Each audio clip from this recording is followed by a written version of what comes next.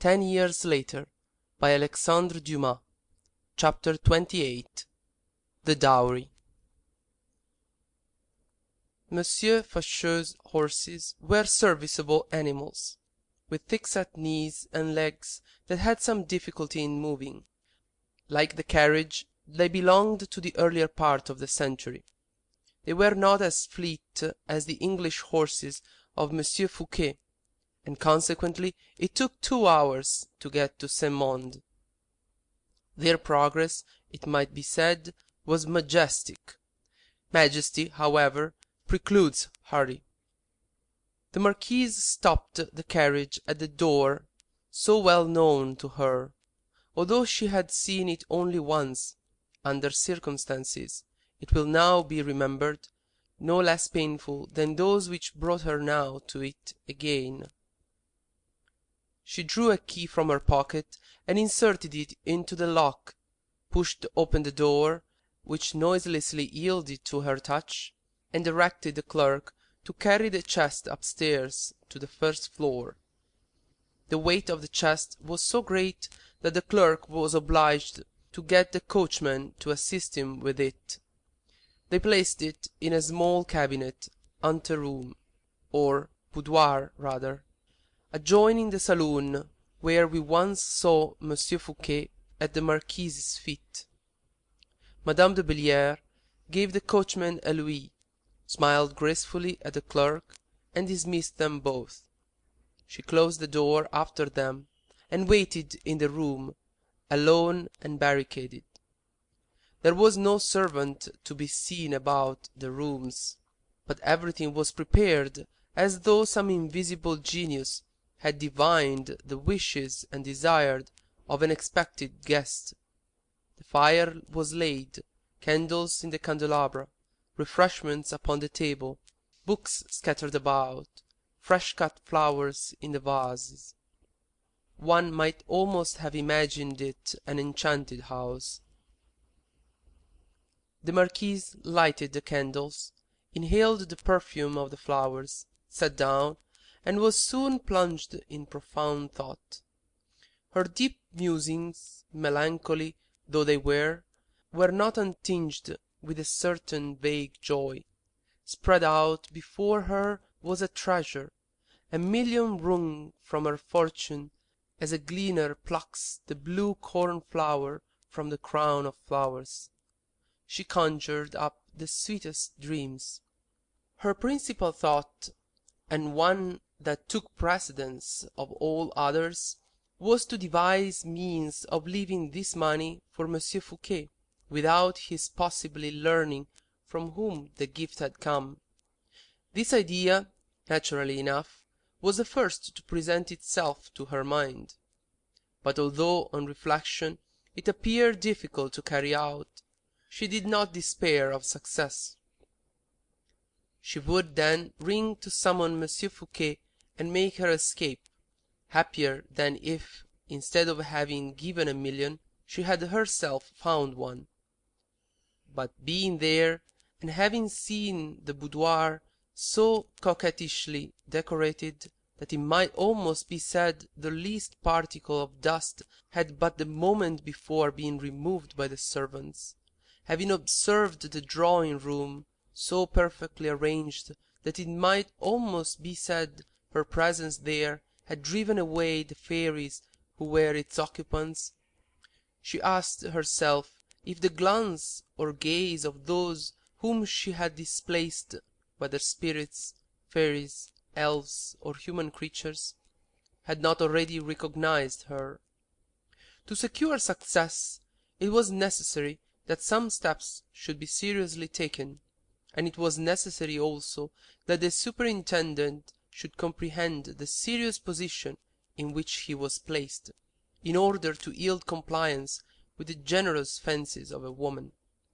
All the fascinations of an eloquent friendship would be required to persuade him, and should this be insufficient, the maddening influence of a devoted passion, which, in its resolute determination to carry conviction, would not be turned aside. Was not the superintendent indeed known for his delicacy and dignity of feeling, would he allow himself to accept from any woman that of which she had stripped herself? No, he would resist, and if any voice in the world could overcome his resistance, it would be the voice of the woman he loved. Another doubt, and that a cruel one, suggested itself to Madame de Belliere with a sharp, acute pain, like a dagger thrust. Did he really love her? Would that volatile mind, that inconstant heart, be likely to be fixed for a moment, even were it to gaze upon an angel? Was it not the same with Fouquet, notwithstanding his genius and his uprightness of conduct, as with those conquerors on the field of battle who shed tears when they had gained a victory? I must learn if it be so, and must judge of that for myself, said the marquise. Who can tell me whether that heart so coveted is not common to its impulses, and full of alloy? Who can tell if that mind, when the touchstone is applied to it, will not be found of a mean and vulgar character? Come, come, she said, this is doubting and hesitation too much. To be proof, she said, looking at the timepiece. It is now 7 o'clock, she said. He must have arrived. It is the hour for signing his papers. With a feverish impatience she rose and walked towards the mirror, in which she smiled with a resolute smile of devotedness. She touched the spring and drew out the handle of a bell. Then, as if exhausted beforehand by the struggle she had just undergone, she threw herself to her knees, in utter abandonment, before a large couch, in which she buried her face in her trembling hands. 10 minutes afterwards she heard the spring of the door sound.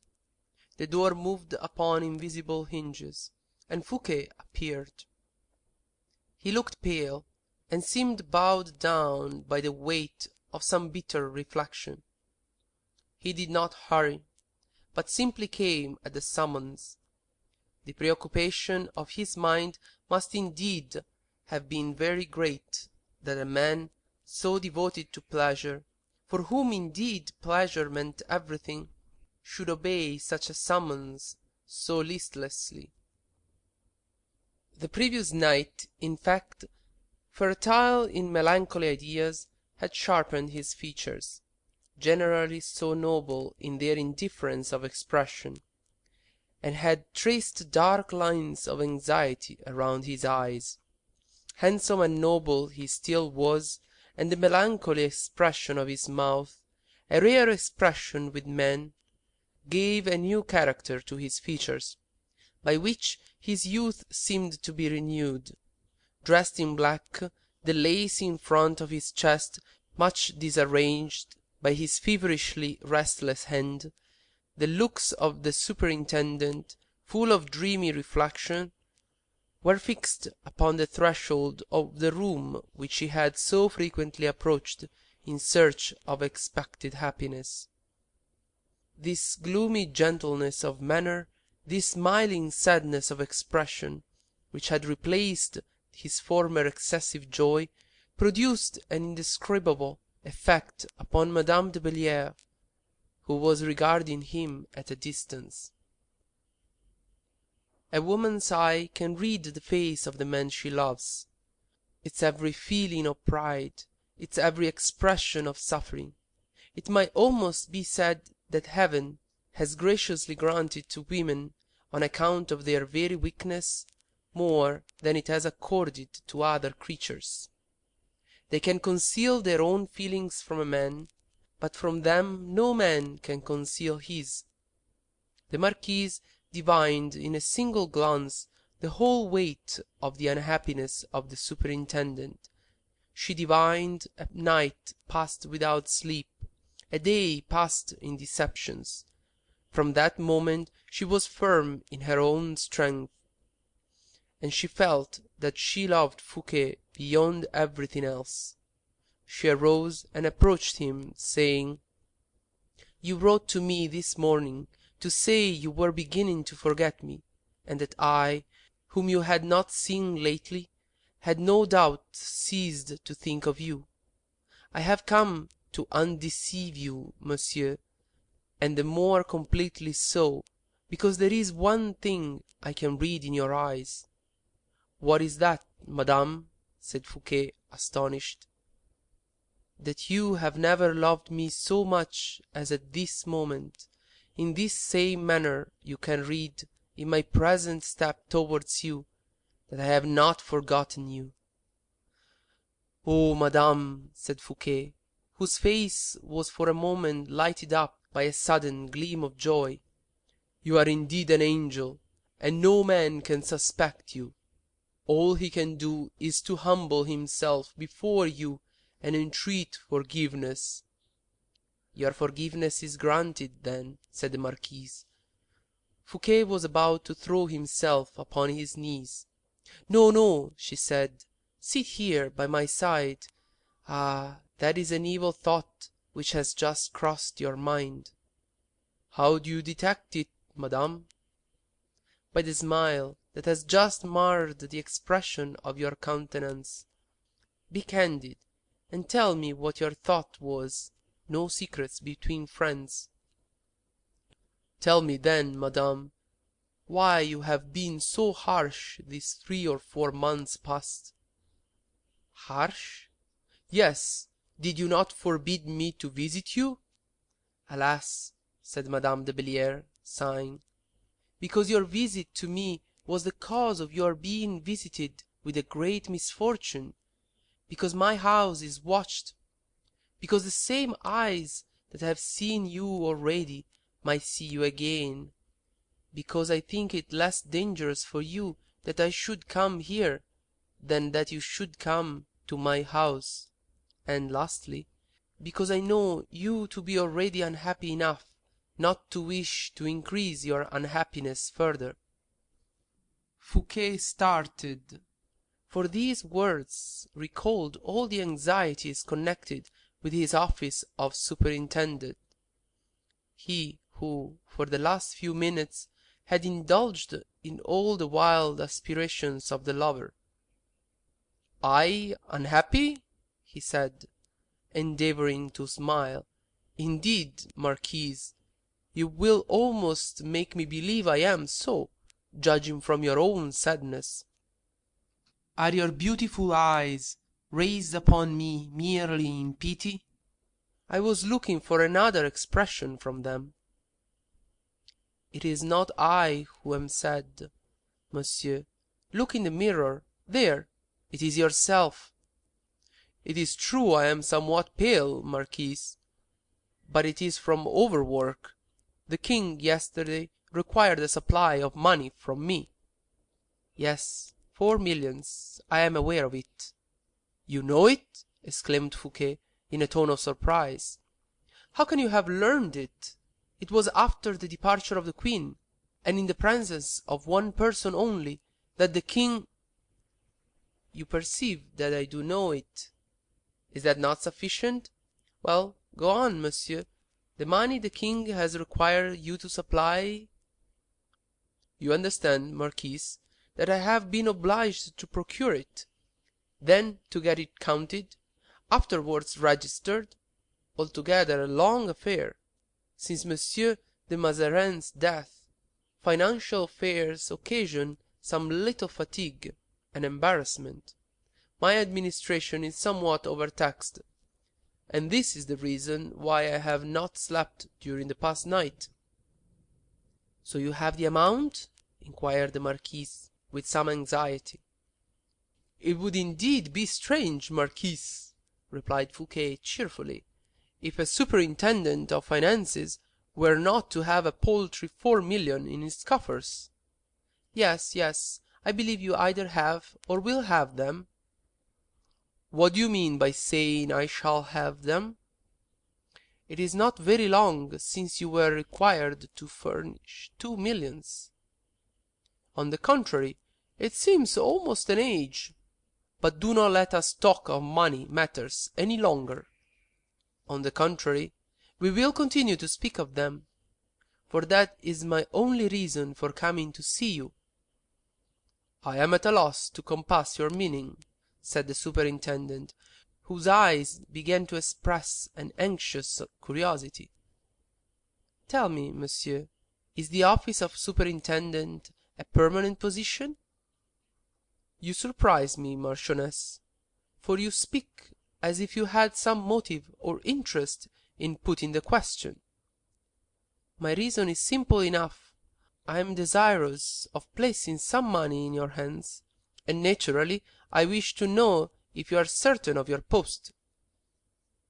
"Really, Marquise, I am at a loss what to reply. I cannot conceive your meaning." "Seriously, then, dear Monsieur Fouquet, I have certain funds which somewhat embarrass me. I am tired of investing my money in lands, and am anxious to entrust it to some friend who will turn it to account." "Surely it does not press?" said Monsieur Fouquet. "On the contrary, it is very pressing." "Very well, we will talk of that by and by."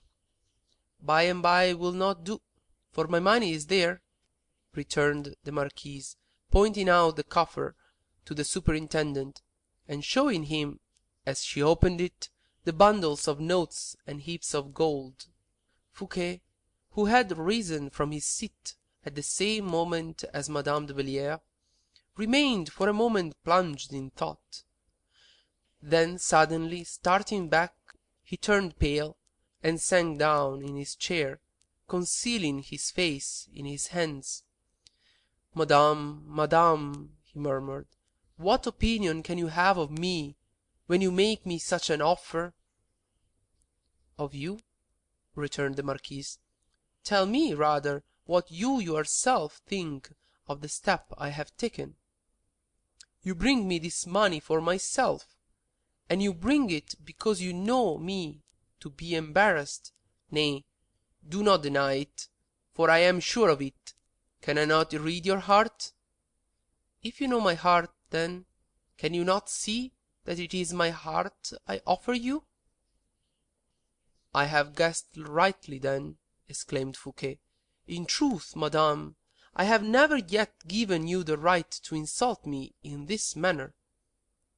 "Insult you?" she said, turning pale. "What singular delicacy of feeling! You tell me you love me. In the name of that affection you wish me to sacrifice my reputation and my honor. Yet, when I offer you money which is my own, you refuse me." "Madame, you are at liberty to preserve what you term your reputation and your honor. Permit me to preserve mine. Leave me to my ruin.